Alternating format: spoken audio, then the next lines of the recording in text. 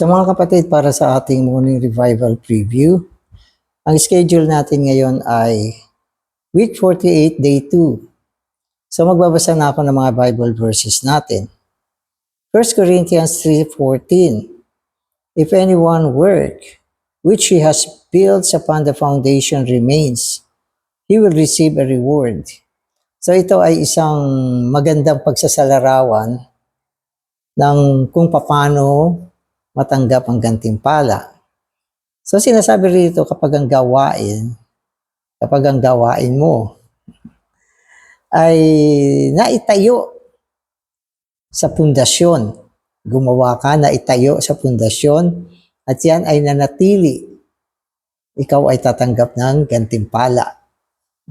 So ibig sabihin nito, okay, ang work natin ay isang pagtatayo, merong pundasyon. Yan ay walang iba kundi si Kristo. Nagtatayo tayo dito sa pundasyon na ito. Nagtatayo tayo. At yung ating pagtatayo ay tamang material. Pagkatapos na siya ay testingin ng apoy, nag-remain siya. Ibig sabihin hindi siya natupo. Tatanggap ka ng gantimpala. So ibig sabihin, aprobado yung iyong gawain. So, paano nangyari yan? Unang-una, ang iyong gawain ay isang pagtatayo. At ito ay itinayo mo sa tamang pundasyon. At ang iyong material ay ginto, pilak, mahahalagang bato. Kaya nung siya ay daanan ng apoy, nanatili siya. Kaya tama yan. At yung ganyang uri ng gawain ay tatanggap ng gantimpala. At ito namang paliwanag ko ay batay sa mensahe natin kahapon. 2 Corinthians 5:10. For we must all be manifested before the judgment seat of Christ, that each one may receive the things done through the body according to what he has practiced, whether good or bad. Okay, so ito yung verse na nagsasabi na lahat tayo ay tutungo o magpapakita sa harapan ng paghahatol sa judgment seat of Christ.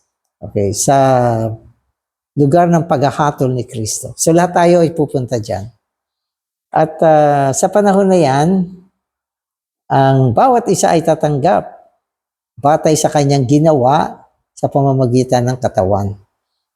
Yung katawan dito ay yung katawan natin nung tayo ay buhay pa at kasalukuyang umiiral dito sa lupa.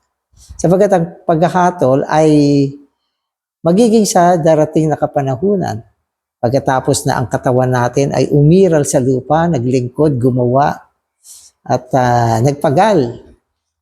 So sa darating na panahon, tayo ay dudulog sa luklukan ng awa o luklukan ng paghahatol ni Kristo. Yan. At kung ang iyong gawain ay mabuti sa kanyang pananaw, tatanggap ka ng gantimpala.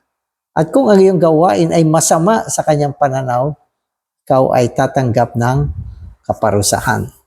Kaya ang ating topic ngayon ay may kinalaman pa rin sa gantimpala at kaparusahan. So magbabasa na ako. Some think to suffer loss in 1 Corinthians 3:15a is to lose one's salvation, that is to perish. The truth, however, is that we will still be saved, yet so as through fire. After we are saved, there are still great issues to take care of. Our conduct is an issue, and our work also is an issue. Amen. So, inuulit natin yung magdusa doon sa 1 Corinthians 3:15 ay walang kinalaman sa kaligtasan. Ang kaligtasan, ano na yan? Sure na yan. Wala nang problema yan. Hindi ka na mapeperish sapagkat ikaw ay naligtas na. Okay. Subalit, pagkatapos nating naligtas, merong pa rin problema.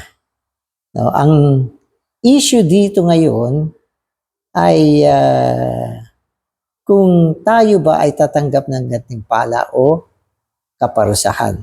At ito ay may kinalaman sa dalawang bagay. So, sinasabi dito, ito ay issue na may kinalaman sa ating gawa. Okay? At conduct. Ang conduct, gawi. Gawi at gawa. So, pagkatapos natin maligtas, ang ating kapalaran, kung tayo ay tatanggap ng gantimpala o kaparusahan, ay nakabatay sa ating gawa at gawi. Gawa at gawi. Ano ibig sabihin nito? Kailangan meron kang gawa at yung gawa mo tama. At sinasabi natin, ang tamang gawa ay ang pagtatayo. Okay. At yung gawi naman, dapat tamang material ang ginagamit mo. Ito ay ang ginto, pilak at mahahalagang bato na sumasagwisag sa Tres Unong Diyos. So, yan yung issue ngayon. Yan yung batayan na kung ano ang maging kapalaran natin sa ating pagdulog sa luklukan ng paghahatol. Yan. Amen. When the Lord comes back, there will be a judgment. In that judgment, He will determine whether we will receive a reward or punishment. Amen. So pag bumalik siya, ano sinasabi rito? Merong paghuhukom. Ang linaw, binasa nga natin yung verse. Merong paghuhukom.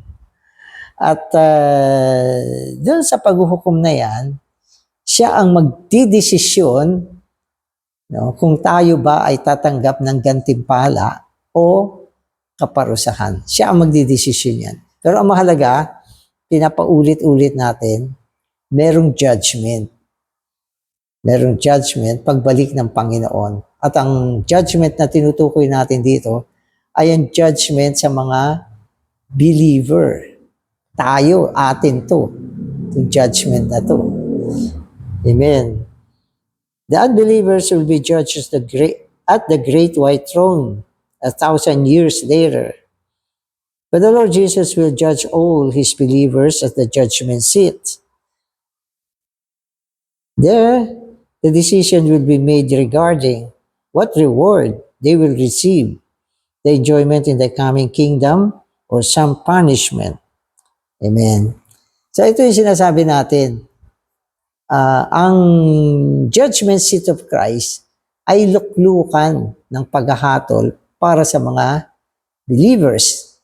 Pagkaraan naman ng 1,000 taon, hahatulan naman ay ang mga unbelievers. Hindi na dun sa judgment seat of Christ, kundi dun sa white throne. So, yan. So, sinong hatulan dyan? Mga unbelievers. Sila naman. At ang hatol dyan, isa lang naman eh. Unbelievers nga eh. Ang ibig sabihin ng unbelievers, hindi nanampalataya kay Kristo. Okay, dahil hindi sila nanampalataya kay Kristo, sa Panginoon, merong isang paghahatol para sa kanila. At yan ay ang lake of fire. Anong kasalanan nila? Brother Danny, bakit sila mali lake of fire? Eh, hindi sila nanampalataya sa Panginoon eh. Yan ang pinaka-greatest sin eh. Unbelief. Unbelief, isipin mo. Bakit hindi sila naligtas? Because of the sin of unbelief. Yan. Okay. Kaya, merong dalawang kahatulan. Kung tutusin, may pangatlo pa eh. May pangatlo eh. So, yung unang lugar ng paghahatol ay yung judgment seat of Christ. Huwag niyong kakalimutan yan. Yung pangalawa naman, yung white throne. Diyan naman ay para sa mga unbeliever. At yung pangatlo naman ay throne of glory. Hindi binanggit dito yun. Ako lang nagbanggit. Yung throne of glory, doon naman hahatulan yung mga bansa. Kaya 3 paghahatol, lahat ng tao nahatulan na. Pagdaan sa 3 paghahatol na yan.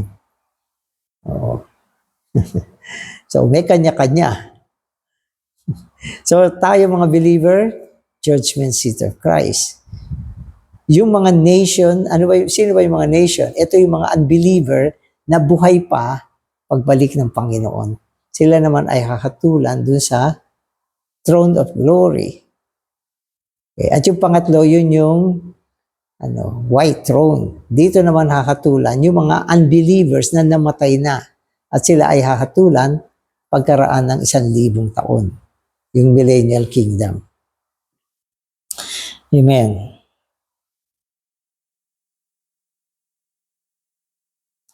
So today's reading na ako, the Bible reveals that the overcomers will reign for 1,000 years. But it does not say how long the punishment for the believers will last. However, we can still infer that the receiving of punishment will definitely take place during the millennium. In principle, the Lord wants to motivate us to cooperate with Him and to warn us of the loss and that we will suffer for not cooperating with Him. Amen. So ito yung mga siguradong bagay na sinasabi ng Biblia. So ang Biblia, pinapakita niya na ang mga overcomers, mga believer to na naging overcomers, sila ay maghaharing kasama ni Kristo sa loob ng 1,000 taon. So, yan ay gantimpala. At yun naman mga talunan, hindi naging overcomers ng mga believers, sila naman ay didisiplinahin. Dahil wala silang reward, didisiplinahin sila. No? Kung tutusin, hindi naman sinabi ng Biblia na ang disiplina ay 1,000 taon din. Madalas sinasabi ko yun, sinasabi rin natin yun. Na kapag hindi ka naging overcomer, ikaw ay madidisiplina ng 1,000 taon. Pero hindi naman sinabi yan ng Biblia. Ito ay binatay lang natin kasi ang disiplina na ibibigay sa mga talunan ng mga believers, hindi naging overcomers, ay sa panahon ng millennial kingdom, kasabay yan. Yung paghahari, sinasabi, 1,000 years na magre-reign. Pero yung didisiplinahin, hindi sinabi na 1,000 years na didisiplinahin. Pero ina-assume natin na aabot yan ng 1,000 years. Alam niyo kasi kung bakit? Hindi sila naging overcomers, so hindi sila papasok sa kingdom. Okay? At yung mga pumasok sa kingdom, 1,000 taon yan na maghahari. I-enjoy nila yung kingdom. Ito namang mga talunan, sila ay mag-uumpisang disiplinahin, okay, sa simula ng 1,000 years. Kung sasabihin natin na hindi aabot ng 1,000 years yung discipline, saan sila ilalagay pagkatapos nilang madisiplina at hindi patapos yung 1,000 years? Problema yan. Di ba? O palagay na natin, ang disiplina ay 500 years lang. O. Okay, so tumakbo yung 1,000 years. Pagdating ng 500 years, yung mga hindi naging overcomers, hindi naging co-kings, ni-release. Saan sila ilalagay? Hindi naman sila pwedeng pumasok doon sa kingdom. Dahil hindi sila entitled doon. At kung sila naman ay na-release na doon sa disiplina, tapos na yung disiplina sa kanila. Ang problema ngayon, saan sila ilalagay? Kaya iniisip natin, yung disiplina, malamang aabot yan ng 1,000 taon. Para meron pa rin silang paglagyan. Okay, so tuloy natin yung basa. The possibility of punishment in the future should keep us on the alert and be a warning to us.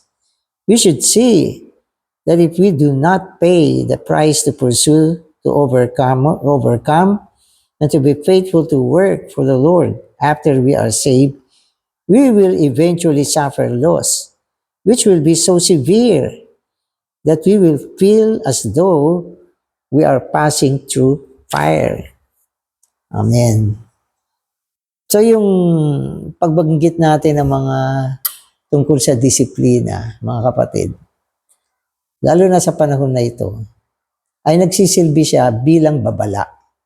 Warning siya no, upang matakot ka. At sa panahon na yan, magsikap ka, maghabol ka, no, at pilitin mo na maging overcomer. Sabagat sinasabi rito, kung hindi ka nag-overcome, hindi ka naging overcomer. Ang una, hindi ka tatanggap ng gantimpala. So yun yung una. Matindi yan. Ibig sabihin, malaking kawalan ang mararamdaman mo sa panahon na yan. So yun yung una. Pangalawa, didisiplinahin ka. At itong disiplina, matindi to. Matindi to. Sapagkat ang Biblia, inilarawan niya na itong disiplinang ito, na pwedeng tumagal na 1,000 taon, ay isang disiplina na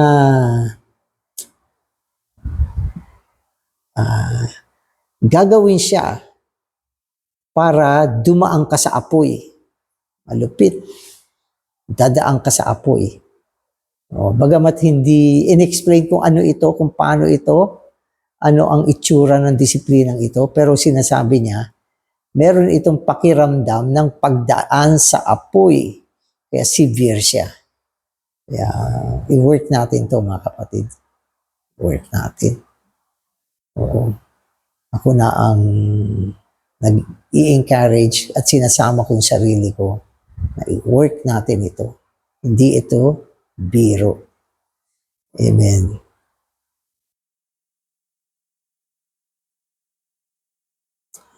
Amen. So the Bible also reveals that if we habitually commit sins and remain in the enjoyment of sin, we will be salted with fire to purge the germs of sin and evil from us. As to where the punishment of fire will take place and what kind of fire it will be, we do not need to investigate. Okay, so ito ay isang warning na kung sa panahon na ito, patuloy ka nagkakasala ng paulit-ulit sa isang uri ng kasalanan. Habitual Ang ibig sabihin ng habitual, isang kaugalian mo na gawin ang isang kasalanan at i-enjoy ang kasalanan na yan. Kailangan ma-overcome yan. Sapagkat ang Biblia, binabanggit din sa atin na tayo ay aasinan ng apoy. May verse dito. Salted with fire, aasinan ng apoy. Upang alisin ang mga germs ng kasalanan sa atin at mga masasamang gawa sa atin. So, apoy ang gagamitin. So, alam niyo yung mga item na mga pinipreserve, inaasinan yan para patayin yung bacteria. Pero sa believer, sila ay aasinan ng apoy para patayin yung mga bacteria ng kasalanan na sa kasalukuyan ay patuloy na ginagawa ng isang believer. Habitual habitual. No? Kasi tayo, nagkakasala tayo, pero dapat hindi habitual. No? Katulad halimbawa, ayaw mo magalit, nagagalit ka. Pero hindi mo laging ginagawa yan. At yan ay hinihingi mo ng tawad sa Panginoon. Pero kung ang isang tao, habitual ang kanyang kasalanan, so ito ay tiyak nakakatulan ng Panginoon. Kasi yan nang yan, hingi ka ng hingi ng tawad, pero yan pa rin nang yan ang ginagawa mo. Ay, oo. Halimbawa, ang pagsisinungaling, parang magaang nakasalanan yan. Pero yan nang yan. Hanggang yung mga tao, kilala kang ganyan ka. Wala na naniniwala sa iyo. Yan ay kakatulan ng Panginoon. Diba? Halimbawa, ang isang tao ay nangutang siya. Hindi niya nabayaran sa isang dahilan. Pero kung paulit-ulit na lang, utang tapos hindi binabayaran, uutang na naman, hindi binabayaran. Habitual yan. Habitual. Kaya mag-ingat tayo sa mga habitual sin. No? Ito ay pwedeng panggalingan ng isang matinding disiplina ng Panginoon. Kaya sinasabi ko lang yun, nababasa ko. Amen. Tapos binanggit sa atin dito ang parusa ng apoy na pwedeng matikman ng mga believer. Sabi niya, ano bang klaseng apoy ito? Saan ba gagawin itong apoy na ito? Sabi niya, huwag mo nang anuhin yan, usisain yan. Sinabi yan ng Biblia at hindi naman mahalaga malaman mo saan aapuyan, saan gagawin yan, ano bang klaseng apoy ito. Ang mahalaga, daigin natin ang mga ganitong mga kakilakilabot na bagay. Amen. These words concerning reward and punishment are spoken to those who are pursuing the Lord. We should not speak these words casually to others. Rather, we need to first help them to have a hungry and thirsty heart for pursuing. When their heart is stirred up to pursue the Lord, we can speak the words spoken by the Lord on the mountain and in the house. Amen. So tungkol dito sa mga bagay ng reward at discipline, no, na binabanggit natin. Tandaan natin ito ay binabanggit sa mga tao na naghahabol sa Panginoon. Hindi ito binabanggit sa masasamang tao. Kundi ang tungkol sa reward at punishment ay binanggit sa mga taong naghahabol sa Panginoon. Tandaan nyo yan. Kaya dahil dito, pinayuhan tayo na huwag natin itong masyadong banggitin, no, sa mga tao na kung sino-sinong tao. Reward, discipline. Minsan hindi pa na-save yung tao. Naku, pag ikaw ay na-save o bibigyan ka ng reward ni Lord. O hindi pa nga siya na-save, kailangan pag na-save ka, kailangan mag-serve ka para hindi ka ma-discipline.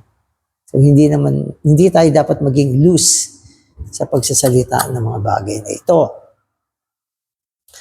Ang unang mahalagang bagay, tulungan mo ang mga kapatid na maghabol sa Panginoon.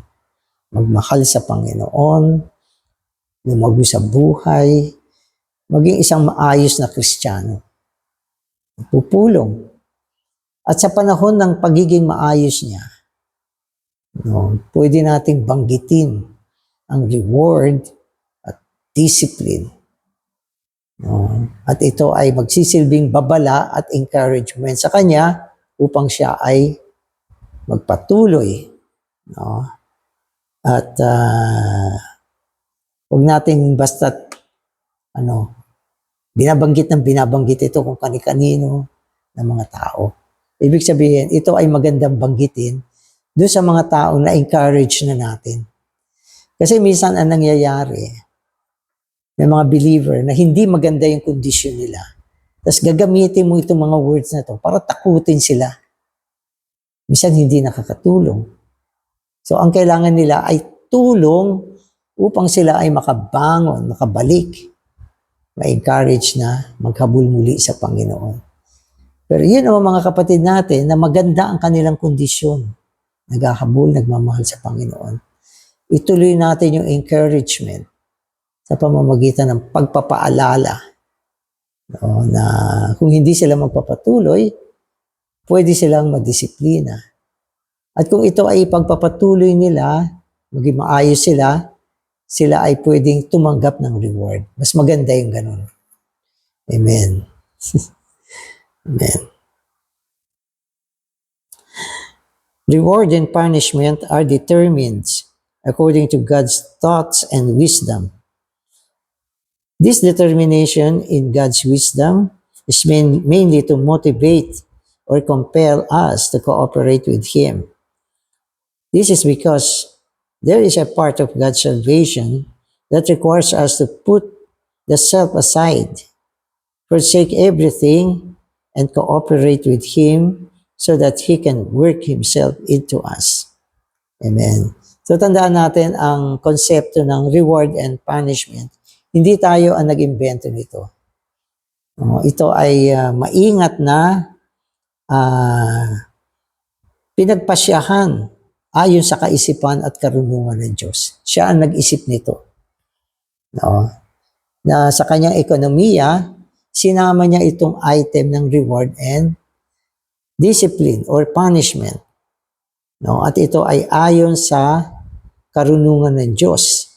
No? Upang sa pamamagitan nito, no, makumbinsi niya at mapilit niya ang mga believer na makiisa sa Kanya at mag-cooperate sa Kanya. So yan yung Kanyang pamamaraan. At ito ay ayon sa Kanyang karunungan. Ginamit niya itong konsepto na ito. Pero ito hindi lang konsepto, kundi ito ay totoong bagay. Na merong reward at merong kaparusahan. Okay. Sapagkat alam ng Diyos na sa ating buhay Kristiyano, merong isang bahagi na kailangan itakwil mo ang lahat ng bagay para sa Diyos. At ito ay hindi madaling bagay. Hindi madaling bagay na itakwil ang lahat ng bagay para sa Diyos. Takwil mo iyong sarili, huwag kang magmahal sa sanlibutan, huwag kang magmahal sa buhay kaluluwa, huwag mong enjoyin ang mga kasalanan, no? At maglingkod tayo sa Panginoon, sumulong tayo, no? At manatili tayo sa buhay eklesiya. So lahat ng mga pag-aatas na ito, mga kapatid, alam ng Diyos hindi ganun kadaling gawin, mahirap. No? Ito yung konsepto, o ito yung dahilan kung bakit dinala niya itong issue ng gantimpala at kaparusahan. Para sa pamamagitan nito, no, mapilit niya, hikayat niya ang mga believer na makiisa sa Kanya. So yun yung concept. At ito ay ayon sa karunungan ng Diyos. This is a very difficult thing to work in us. Hence, in the economy of God's grace, reward and punishment were determined according to His wisdom. God uses reward to motivate and attract us to put the self aside and forsake everything. He also uses punishment to compel us to forsake everything and put off all sin and evil. This is the first aspect of God's intention. So ngayon malinaw na tayo bakit may reward and punishment. So kailangan maintindihan natin. Una-una, hindi naman dahil sa ang Diyos natin ay sobrang mapagbigay kaya may reward. Hindi naman. O kaya siya ay sadista, nananakit kaya mayroong gantimpala. Hindi rin naman. No? So ang reward at punishment ay ginamit ng Diyos. Okay, ayon sa kanyang karunungan upang ang mga believer hikayatin sila. Kayatin sila. At akitin sila na itakwil at isang tabi ang lahat ng mga bagay para sa Kanya. Oo. Na ang ibig sabihin, kailangan una, maintindihan mo na ang mga bagay na dapat mong isang tabi at itakwil, hindi naman ganun ka-precious kung ikukumpara sa gantimpalang ibibigay niya. So, kailangan tignan mo. Tignan mo.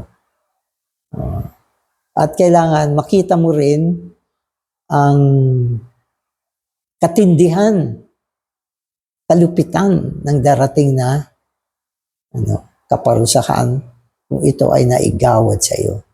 Kaya mula diyan, tayo ay makakapag-isip, makakapag-decide, okay, kung saan linya natin dadalhin ang ating buhay bilang mga believer. Sapagat ngayon, sa panahon na ito, pag tinignan natin ang ating kapaligiran, mas marami pa rin mga believer ang tumatahak ng taliwas sa landas ng Panginoon. Alam nila na dapat huwag kang magpasasa sa sanlibutan, nandyan pa rin sila. Alam nila dapat ikaw ay maghabol sa Panginoon sa pamamagitan ng salita upang ikaw ay lumago sa buhay. Hindi nila ginagawa. Alam nila na ang isang believer dapat nananatiling nagpupulong, sumasama sa mga believer upang makaisa sa pagtatayo ng Panginoon. Hindi nila ginagawa. At alam din nila na ang gawain ng Panginoon ay nangangailangan ng pag-aalay pang material. No? Hindi nila ginagawa. Hindi nila ginagawa. At alam din nila na sa panahon na ito, kailangan ng Diyos ang mga tao upang paglingkuran siya, magbigay ng ebanghelyo, maglingkod sa loob ng eklesiya, gawin ang mga gawain. No? Pero, hindi nila ginagawa. Hindi nila ginagawa. Kaya ano ang magiging kalagayan nila pagbalik ng Panginoon? Sila ay magiging talunan. At kung sila ay naging talunan, no, hindi sila makakatanggap ng gantimpala. At sa karagdagan, makakatanggap sila ng kaparusahan. At sabi ng Panginoon, ito ay dahil sa sila ay masama at tamad na alipin. Yun. Kaya ang Diyos natin, ang Panginoon, ay isang hukom na makatwiran. Subalit para doon sa mga naghabol sa Panginoon, nagmahal sa Kanya, naglingkod, binigay ang kanilang sarili, ang kanilang panahon, ang kanilang oras, naging matapat sa Panginoon sa maraming bagay. Nagbuhay eklesiya, nag-alaga ng mga kapatid, nagpastol, nagbisita, nagmahal sa Panginoon, nagmahal sa mga kapatid, at nakisama sa pagtatayo ng Panginoon. Naging tapat sa Panginoon.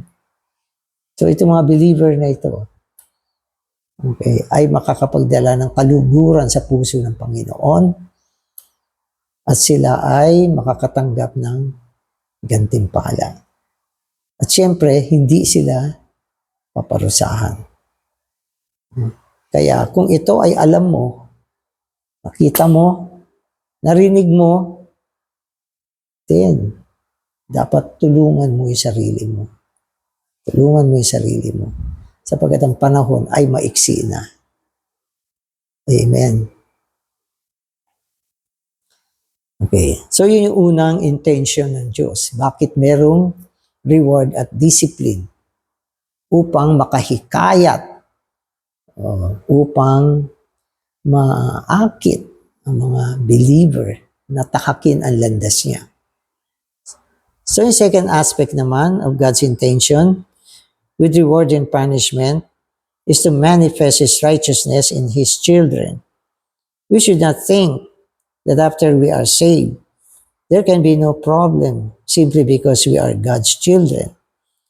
If this were the case, it would seem as if God's grace comes to us without a sense of sobriety or righteousness, and without any consideration of differentiations in the living and work of God's children.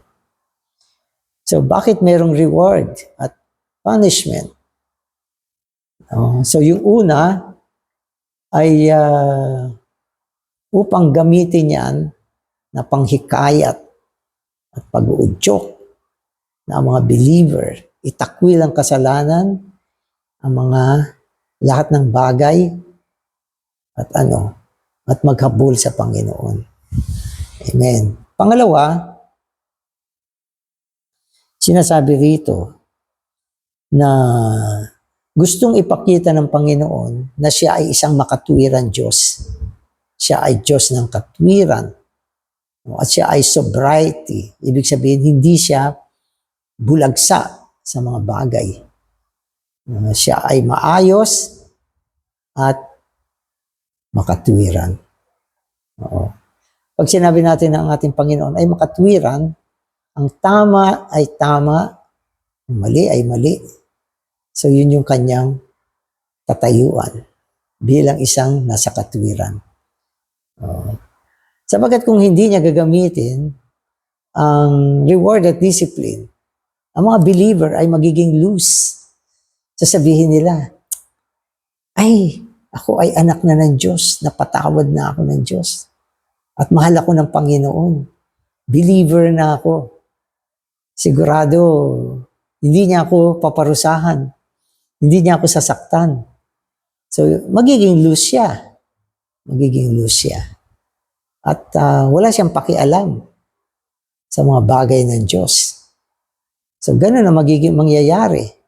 At kung siya ay tinolerate ng Diyos, alika rito, naawa ako sa iyo kasi believer ka. Bigyan pa rin kita ng corona. Buong buhay niya. Diba? Ginugol niya sa sanlibutan, sa kasalanan, sa bisyo. Hindi naglingkod sa Panginoon, hindi naging tapat sa Diyos, tapos bibigyan mo pa rin ng corona. So, anong tingin niyo sa Diyos? Di ba? Siya ay hindi makatwiran at siya ay bulagsa kapag ganyan ang kanyang ginawa. Subalit, dinala niya ang bagay ng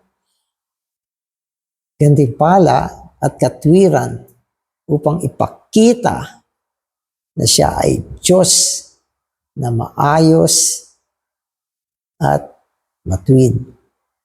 So yun, ibig sabihin yan, kung ano ang dapat mo tanggapin, yan ang ibibigay sa iyo. Yan ang katwiran. Kaya ngayon malalaman natin bakit merong discipline at punishment. Minsan nadinig ko na sa ibang believer yan. Naku, didisiplinahin tayo ng Diyos. Hindi gagawin ng Diyos yan. Mahal niya tayo. Mahal tayo ng Diyos.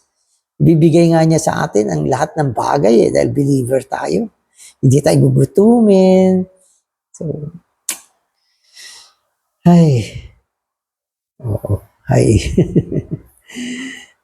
Amen.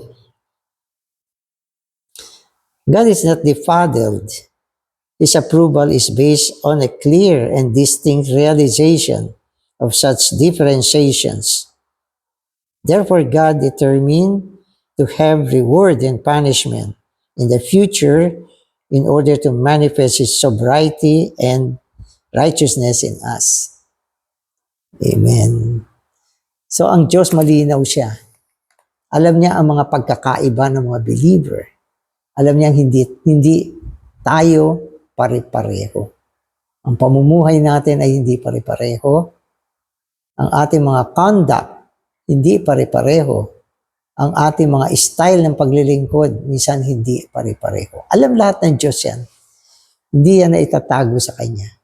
Alam niya ang ating sitwasyon at pamumuhay at gawi-gawi pagkatapos nating maligtas. Kaya itong mga huling panahon, marami mga babala at marami ring encouragement.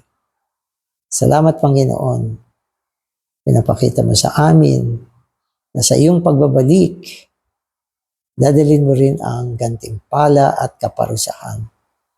Nawa Panginoon, magkaroon kami ng katakutan at ma-encourage din kami na isagawa ang aming kaligtasan sa pamamagitan ng paglilingkod, sa pamamagitan ng paghahabol, sa pamamagitan ng katapatan sa iyo. Salamat, Panginoon. Amen.